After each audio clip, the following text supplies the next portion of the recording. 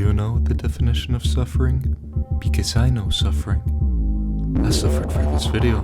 Hearts of Iron 3 is a grand strategy game published by Paradox Interactive in the Lord's year of 2009. And to say that Hoi 3 is a unique game would be putting it lightly. While most Paradox games are fun map painting simulators, for some strange reason Paradox tried to make Hoi 3 a realistic military high command simulator. And while you might think that this makes me hate the game, that's not the case. But before I can tell you why, we first have to launch our completely legal copy of Hearts of Iron 3.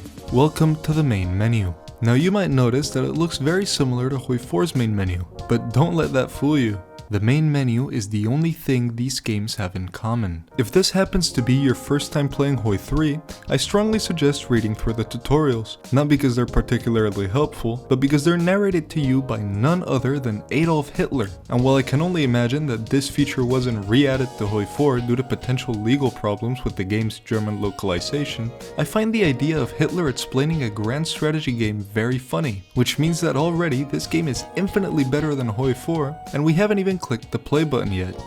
Playing Hoi 3 basically boils down to Hoi 4 Micro, but with extra steps. Now while I could tell you all about how production and intelligence work, I won't. This isn't because I don't know how they work, but because in my opinion, the best way to experience Hoi 3 is to set every aspect of your country except diplomacy to AI control, load up one of the scenarios, and then just micro your units until you win or until your game crashes. And trust me, your game crashing is an inevitability. You see, for some reason, the specific build of the Clausewitz engine that Hoi 3 runs on doesn't really like modern computer hardware, which leads to the game running like ass until it eventually gives up and crashes.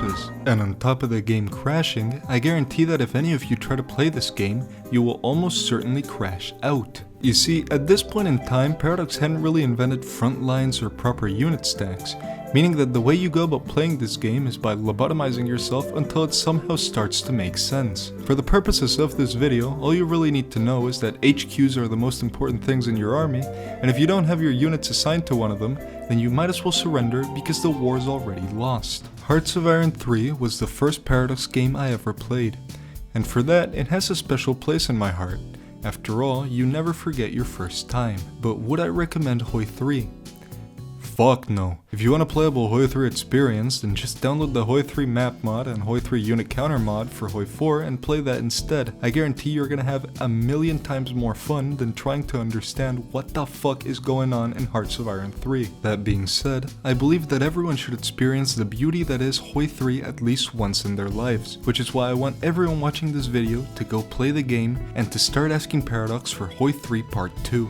It's been 16 years since Hoi 3 was released, and I think it's about time we got a fucking sequel. Anyways, if you enjoyed the video, feel free to leave a like, comment, and subscribe, share this video with your friends, and consider supporting me on Patreon like these people up on screen, namely Goy, EtzDThymanDX, Cook, and Lars. As always, remember to always drink and drive, and I will see you all on the next one. Roll the horror.